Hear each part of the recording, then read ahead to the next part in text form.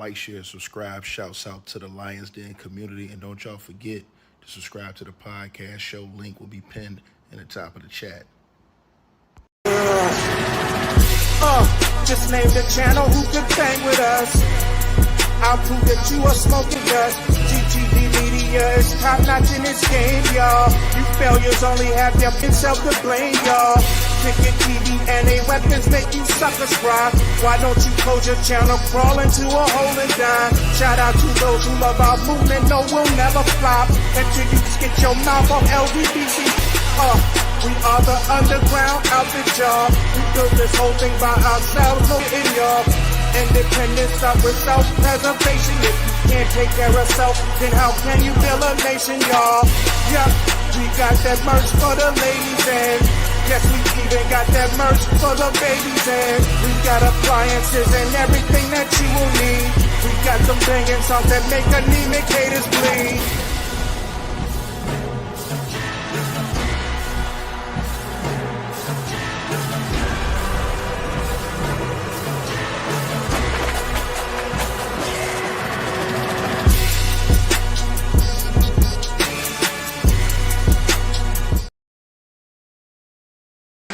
All right, y'all. Press 1 if y'all can hear me in the comments, man.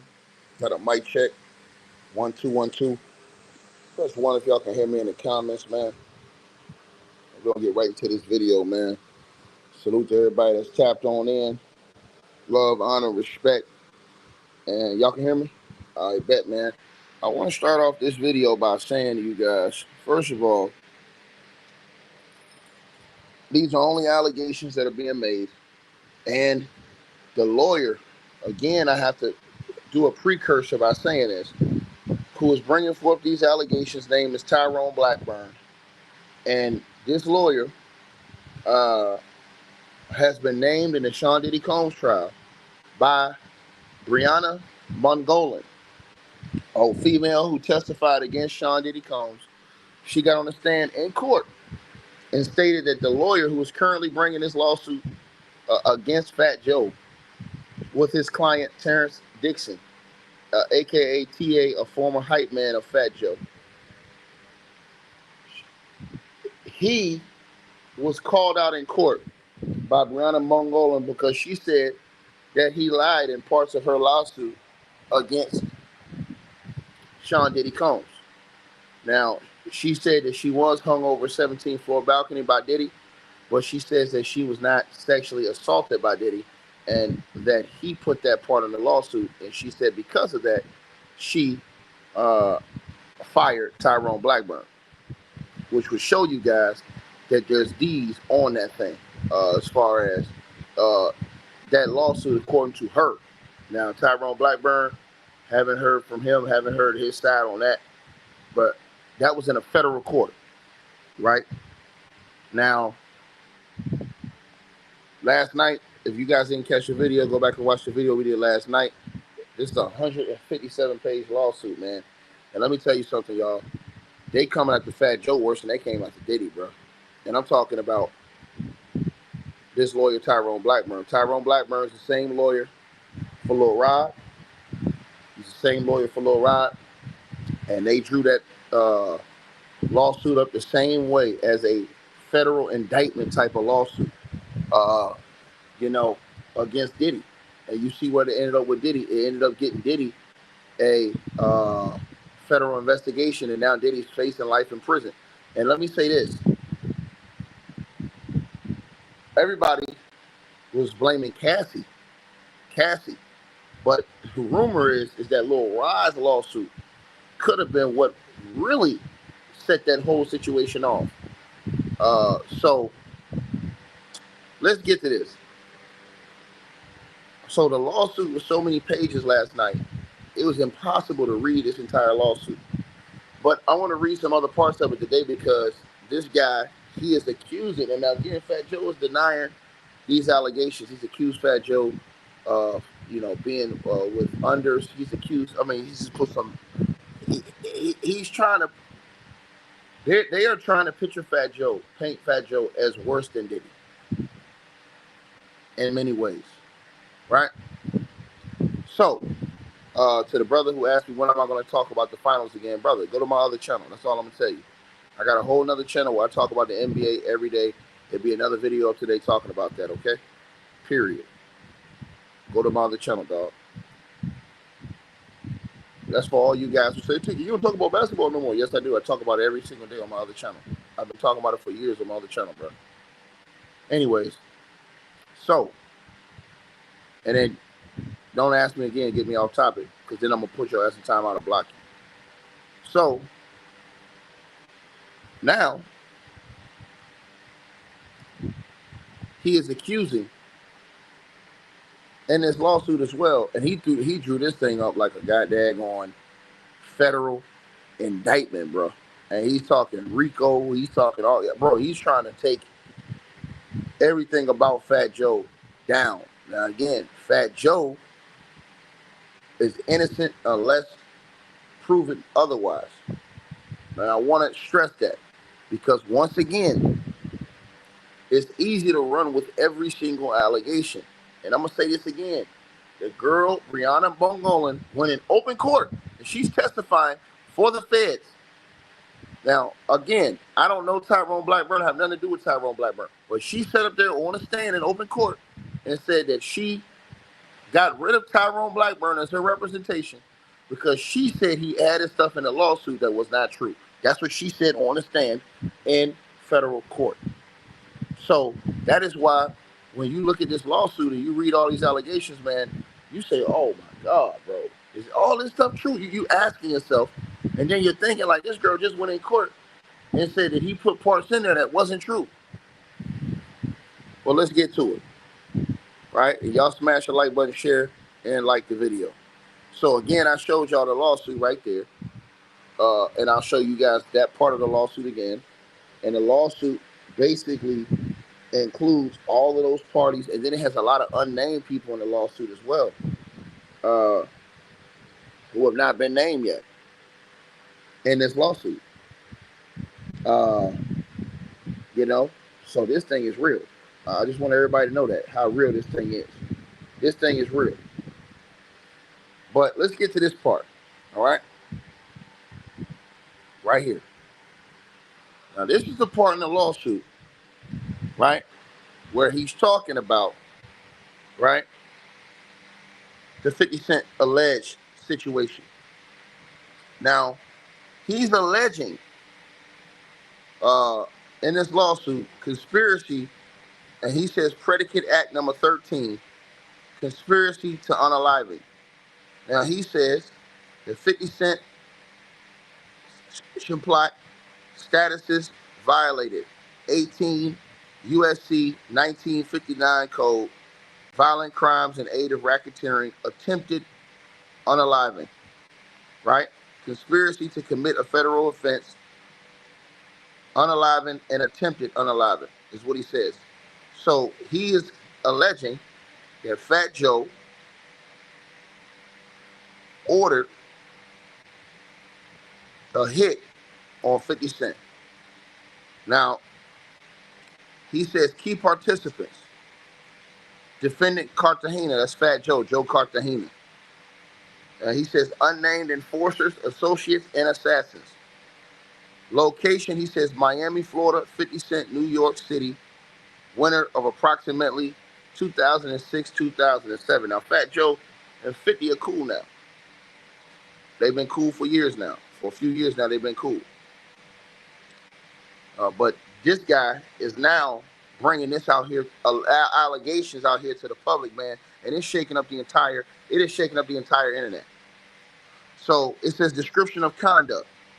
Now it says defendant Cartagena, which stands for Fat Joe, engaged in a calculated and premeditated conspiracy to unalive rapper Curtis Jackson, professionally known as 50 Cent, around the winter of 2006-2007. Defendant Cartagena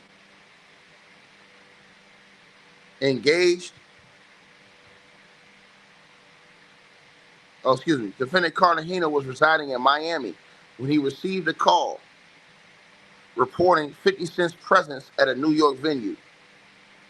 Defendant Cartagena ordered the hit. but 50 Cent was surrounded by Navy SEAL type security, and then would-be assassins were afraid to make the attempt. Enraged, defendant Cartagena openly admitted to placing a bag on 50 Cent's head, street slang for a bounty, and expressed frustration that he had not yet succeeded in executing the plot. He told the associates that he had been trying to get this ninja for a minute and lamented the failure of his terror squad crew to carry out the hit despite multiple opportunities. The admission occurred at defendant Cartagena's residence in Miami. The plaintiff, who is Terrence Dixon, TA, is saying he was present when Fat Joe made these alleged statements. Now, again, Fat Joe has denied all of this and said that these are all lies and that this guy, you know what I'm saying, these allegations are not true. It goes on. It says that Fat Joe, the defendant, directed the plaintiff and other associates to handle. Now comes in the late rapper DMX, RIP to DMX. He says that Fat Joe directed him and another associate to quote-unquote handle rapper DMX after DMX became involved in an altercation with someone close to the defendant, to Fat Joe. Now it says following Fat Joe's demands, the plaintiff attempted to confront DMX, but DMX refused to come outside. Although nothing happened to DMX, the plaintiff was under immense pressure and coercion, knowing that refusing the order could jeopardize his safety, finances, career, or position. This illustrates how Fat Joe employed physical force through surrogates to protect his reputation and punish perceived disrespect to Terror Squad. Now, he goes on to allege that Fat Joe instructed 3 members of Terror Squad to assault and catch up a man in the Bronx. As detailed above, catch up is the term coined within the enterprise to signify a targeted, you understand what I'm saying, poking. I just changed the word. It says, in the interest of protecting the victim, the details of this incident have been intentionally limited. Now it goes on. It says responded, right? It says that it potentially responded to verbal taunts from the new boyfriend of one of his children's mothers, Brenda, who had called Fat Joe and made degrading sexual comments like, "I'm effing your baby mom's in the A while your son is in the other room." Enraged, Fat Joe told the plaintiff the man had gone too far. Out of respect to this victim, the plaintiff has decided to withhold the remaining details. Plaintiff confronts the defendant, Fat Joe, about this victim via Instagram Messenger as detailed in the paragraph 20428. Now, he also claims, and he bragged to the plaintiff, that another man is currently serving life in Sing Sing Correctional Facility for a blank, and that Fat Joe himself committed in the 90s.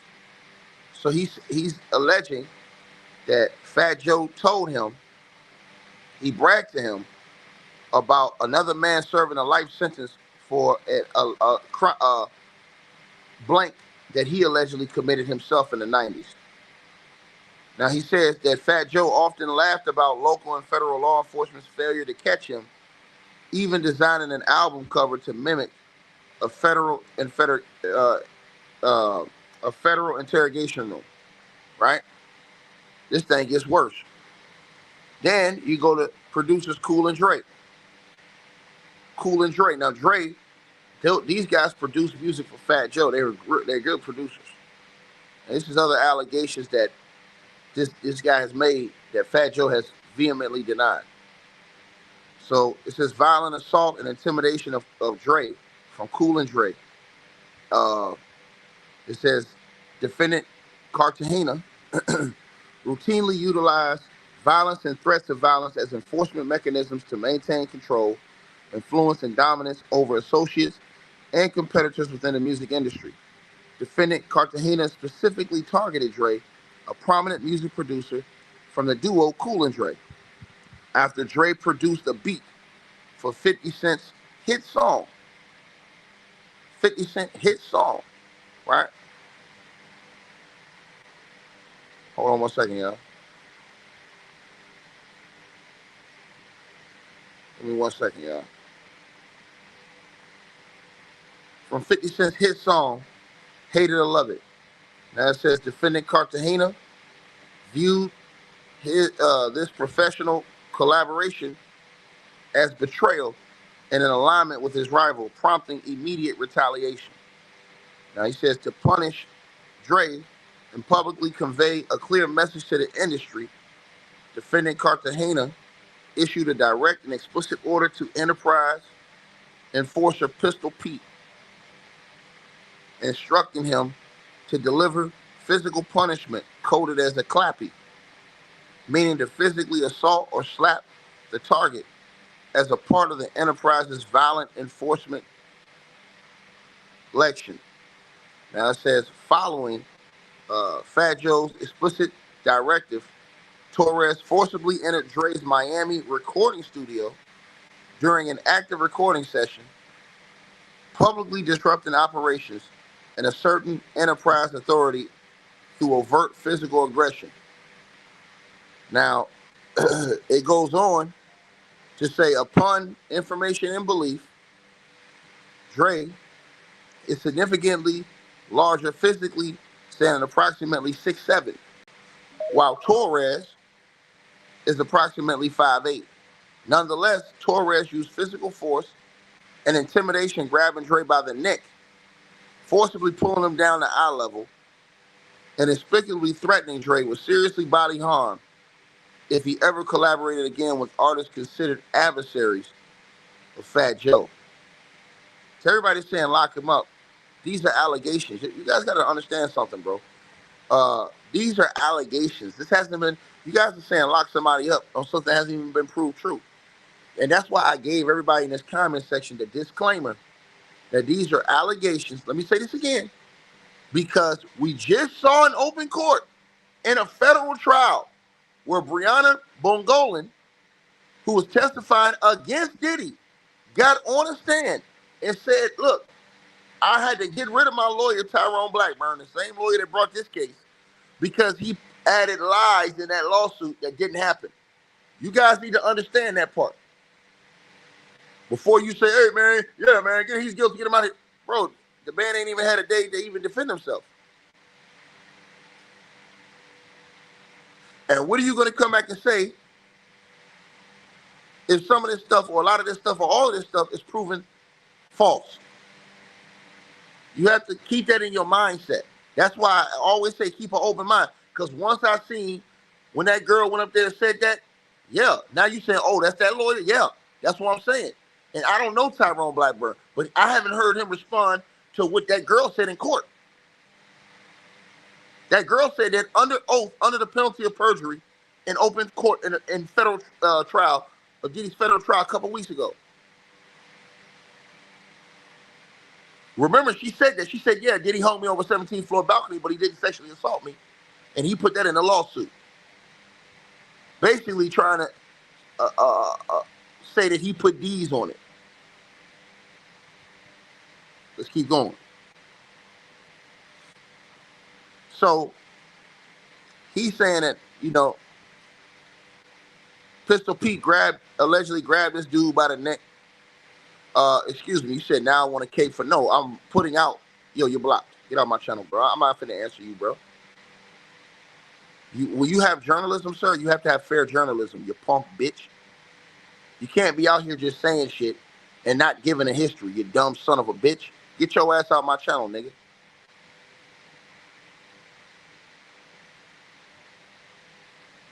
So, as I said to y'all, when you do journalism, you have to give fair journalism, bro. If I would not be telling the truth if I didn't tell y'all how that girl went in open court and said that under the penalty of perjury, that dude put certain things in her lawsuit that she said never happened. You have to have that on the record. So let's keep going. Now, it says, nonetheless, Torres used physical force, meaning Pistol Pete allegedly, by grabbing Dre, the producer, by the neck. Not Dr. Dre, but Dre from Cool Dre. Pulling him down to eye level and inexplicably threatening Dre with seriously bodily harm if he ever collaborated again with artists considered adversaries to Fat Joe. Now, he says to underscore the seriousness of the enterprise's threat and maintain Fat Joe's violent enforcement reputation, Pistol Pete physically slapped Dre 3 separate times in the face, right? These physical assaults combined with explicit threats of future harm directly serve to reinforce enterprise dominance, deter future collaborations perceived as a hostile to Fat Joe, and systematically maintain industry-wide compliance through fear, right?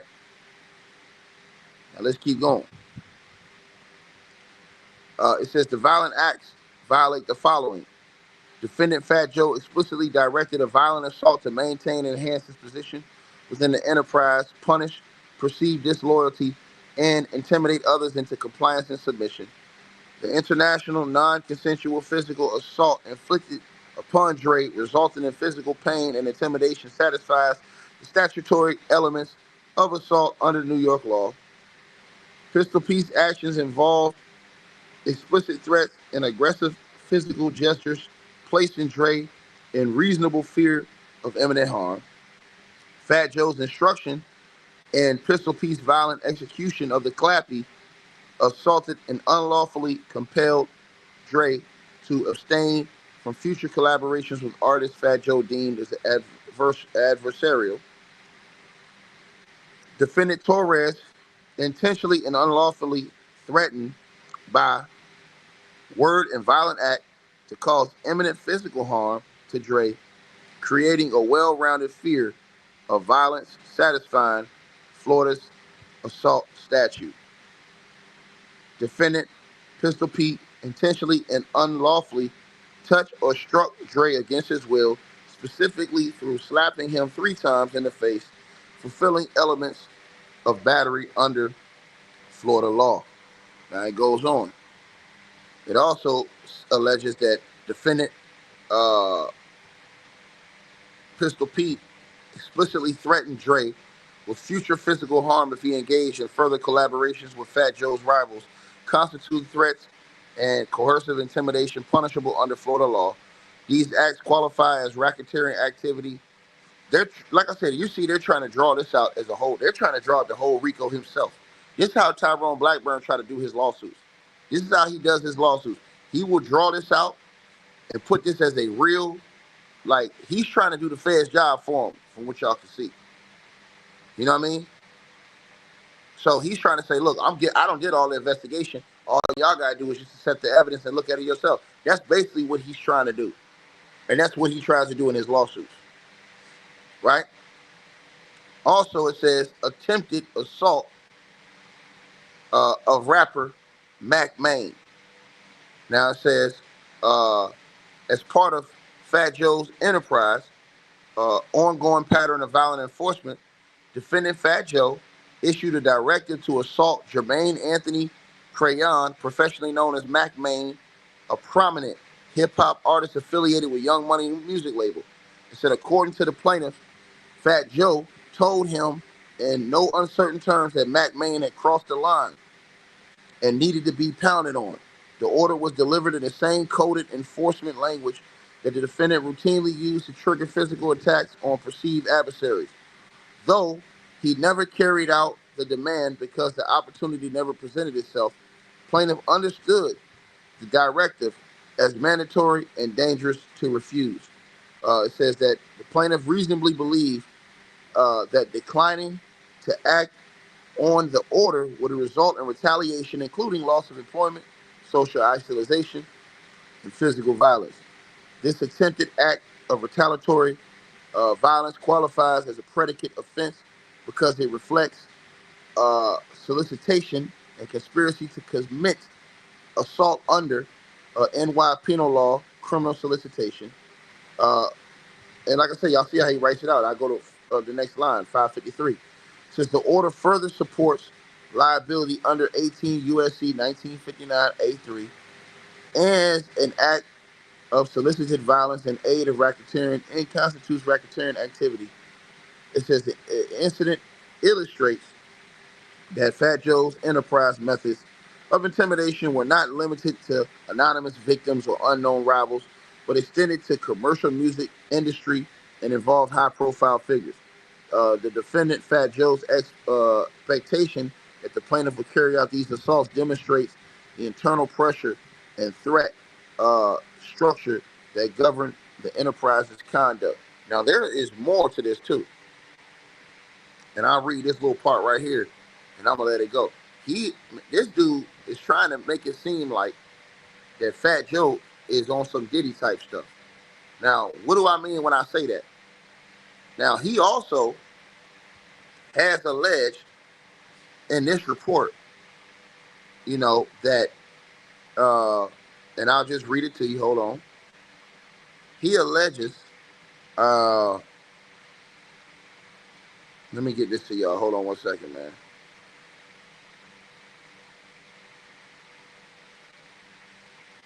He's also alleging an incident with boxer Sugar Shane Mosley.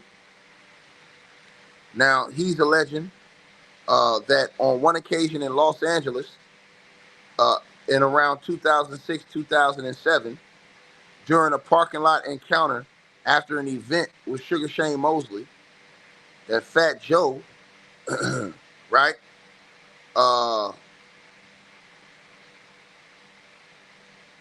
Fat Joe instructed Raul to draw his firearm while a group of local LA gang members were cornering them.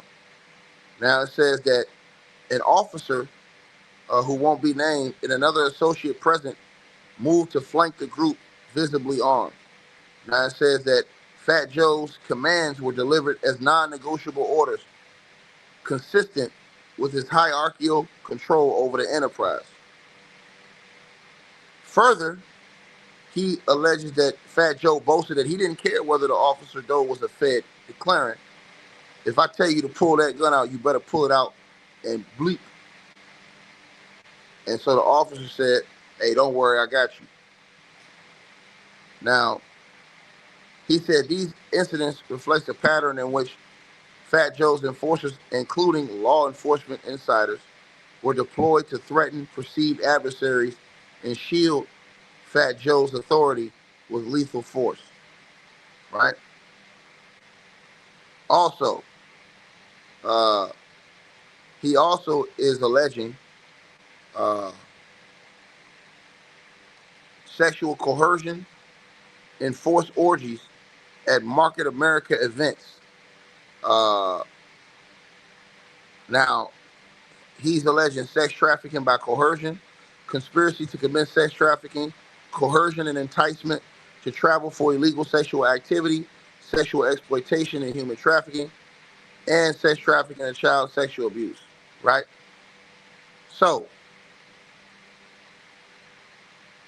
key participants, he claims, was Fat Joe, Market America security staff, an unnamed dancer from J-Lo's tour, and plaintiffs John Doe's 1 through 5.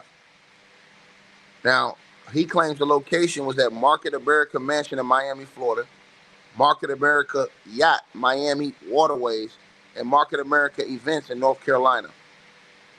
Now, he says as a part of the ongoing operation in the Cartagena enterprise, Fat Joe facilitated and orchestrated multiple sex trafficking events at corporate-sponsored locations affiliated with Market America, a company for which he served as a public spokesperson.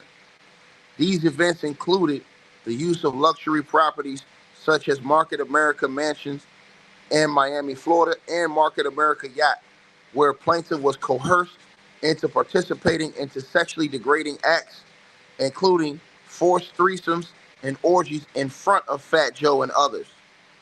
Now, he says On one such occasion, Fat Joe forced the plaintiff to solicit a female attendee on a yacht. At that time, the plaintiff was talking to one of Jennifer Lopez's dancers on the yacht. Fat Joe forced the plaintiff to abandon his conversation and solicit a female attendee.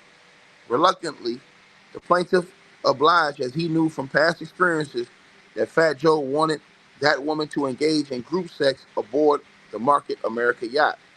The plaintiff, under pressure and threat of expulsion and financial retaliation, complied. The woman ultimately refused, prompting Fat Joe to shame the plaintiff and escalated sexual demands in later incidences. Upon information and belief, at the Market America mansion, surveillance systems, security personnel, and corporate staff were present during instances where underage or recently turned 18 women were sexually exploited. Plaintiff was made to participate in multiple orgies while Fat Joe stood by, masturbated, and watched, using his position and psychological leverage to degrade both the plaintiff and the victims. It says, on another occasion,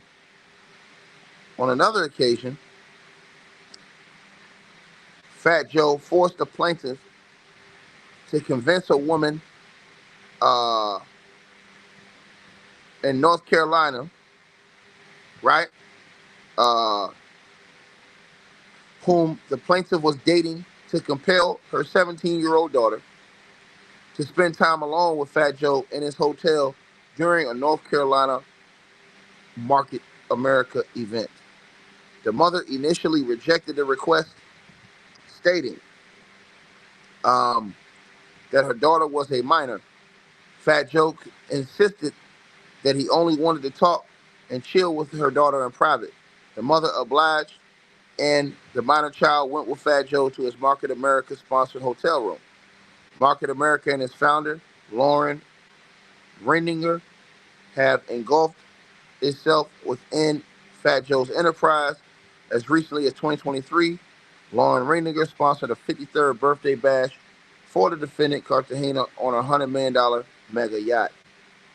Upon information and belief, Fat Joe's, Pistol Pete and Rich Player were both present, he alleges.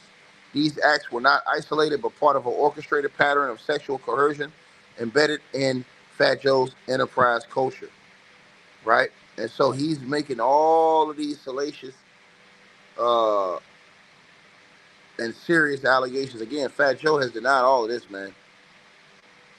Joe said this is all lies, man. You know what I'm saying? And this guy right here, he's obviously trying to,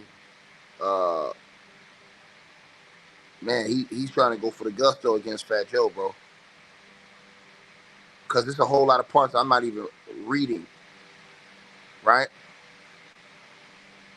Man, bro. I mean, I'm looking at this thing, man. I'm telling you guys, man. He's alleging that Fat Joe and some women were involved in incidents in North Carolina, Spain, Germany, Milwaukee, Wisconsin, defendant's residence and tour location. And he's saying that as a part of a recruiting pattern of sexual coercion and humiliation, Fat Joe forced the plaintiff into situations of sexual exhibitionism, repeatedly subjecting him to degrading and non-consensual scenarios involving nudity, performance, and voyeurism. He said these incidents formed a part of the enterprise's psychological control strategy and were designed to undermine the plaintiff's autonomy, induce submission, and reinforce the defendant's sexual and financial dominance, right? And so he says in Spain that Fat Joe called him his hotel room and demanded that he bring condoms to his room. He said when he entered, Fat Joe was bent over with the palms of his hands firmly pressed on the mattress. He says Fat Joe's back was arched, his butt was spread open, and had two French girls on their knees behind them. Oh my God. Lord have mercy. What in the blue hell? He says one female was quote unquote rimming Fat Joe, while the other one was knuckling him. Fat Joe instructed the plaintiff to join him. The two women turned their heads around and their faces were soaked with liquid dripping from their chains. While trying not to gag, the plaintiff rejected the demand by saying that he did not feel well. This was one of the only handful of times that Fat Joe did not threaten the plaintiff into submission. After the event, TA and a guest went back to his hotel room in North Carolina. This is after an event, a different one in North Carolina. He says TA and his guest went back to his hotel room. JB, one of the defendant's henchmen, knocked on his door but could not get in. JB knew TA was in the room with a female guest. Instead of respecting TA's privacy, JB went to the front desk, pretended to be TA, and obtained a spare key to his room. He then entered the room and attacked TA's female guest. When TA exited the shower, JB was on the bed, attempted to finger pop TA's guest without her consent. TA demanded that JB and the female guest leave. This incident represents another example of the environment Fat Joe created within his enterprise. Plaintiff had no privacy, autonomy, and the defendant made it clear that the plaintiff was open to sexual exploitation by all members of the RICO organization. Now, he claims in Germany, on another occasion, TA was called into Fat Joe's hotel room, and Fat Joe demanded that TA bring his girl to his room so they could have an orgy, and so that he could watch as TA effed his B. Now, he says on this occasion that JB violated the plaintiff's autonomy when he came to the defendant's Fat Joe's hotel room door and started banging for 10 minutes like a fiend, yelling, please God, let me in, God, let me in there. Fat Joe responded, what do you want, JB? There are only two women in here. Eventually, the defendant, Fat Joe, opened the door. JB sprinted to the bed and jumped face first between the legs of two women. This was another incident made possible by Fat Joe, he alleges. He also alleges that in Europe, on another occasion, Fat Joe was engaging himself in a forced orgy and was in the middle of having sexual intercourse with a woman. He says that Fat Joe was on the adjacent bed engaging in sexual intercourse with a woman. Now, he says that Fat Joe stopped what he was doing, stood up, and smacked him on his ass. What?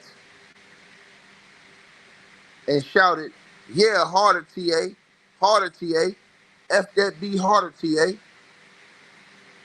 Confusingly, while Fat Joe's female companion lay in the bed waiting for him to return, he opted to masturbate while watching the plaintiff have sex with his female. Now, he says in Milwaukee that Fat Joe insisted on running a train, forcing group sexual participation. While in Milwaukee, Fat Joe allegedly groped a Caucasian concert goer when he put his hands up the woman's skirt and grabbed her box. The woman was a guest of the plaintiff, allegedly. Now, in Miami, and then he put an actual article from TMZ where it says Fat Joe is investigated for sexual assault. TMZ did an article on that. He put that article up there. He's alleging that he was present for that. Now, he says in Miami and various other places, Joe forced him to come to his hotel room to have sex with a woman he brought back after a concert. At that time, other members of Terror Squad, he says, were present in the room. Now, he says the plaintiff and the woman that went to the bathroom, the defendant kicked open the door and shouted to the group, that ninja got a snake. Look at that ninja's D-I-C blank. Get your D-I-C blank hard, TA. Get your DIC blank hard, TA. One of the individuals in the room responded, yo, Joe, man, I'm not going to stand here and watch this nigga's DIC blank. It says the plaintiff deeply uncomfortably was routinely pressured to participate in sex acts under surveillance or in the presence of others, including Fat Joe and other enterprise members, These acts were staged to demonstrate Joe's sexual control over both male and female victims and to test loyalty through force, vulnerability, and submission. Now, he also claims that the plaintiff suffered mental, emotional, and sexual trauma because of these repeated coercive encounters, manifesting in humiliation, PTSD symptoms, and disassociation. And he claims the pattern of being forced to perform, watch mirrors trafficking based tactics of psychological degradation used to condition victims and strip them of personal agency, is what he said. So, and it's a lot more that he alleges too, man, in this lawsuit, man. I mean, bro, this dude, man, bro. I tell y'all, bro, this is unbelievable stuff, man. Fat Joe has denied these allegations, uh, and so we're going to see what happens with this, man. You guys are definitely going to have to let me know what y'all think about this one, man. Shout out to Stephanie Kirby in the Cash App with the donation. I appreciate you, man. Salute to you. I appreciate that. Showing love to the channel. If y'all want to donate, the link is pinned at the top. Cash App, PayPal. Y'all definitely let me know what y'all think. Fat Joe is denying this. His team is coming after this guy, Terrence Dixon, TA, who made these allegations. And so we'll see what happens, man. You guys definitely let me know what y'all think, man. Like, share, subscribe, man. Unbelievable stuff, man. All right, you guys. So we appreciate everybody that popped in, supported this video. Make sure that you guys shop our merch. We got that new A-Weapons merchandise right there below this video. All you got to do is look below.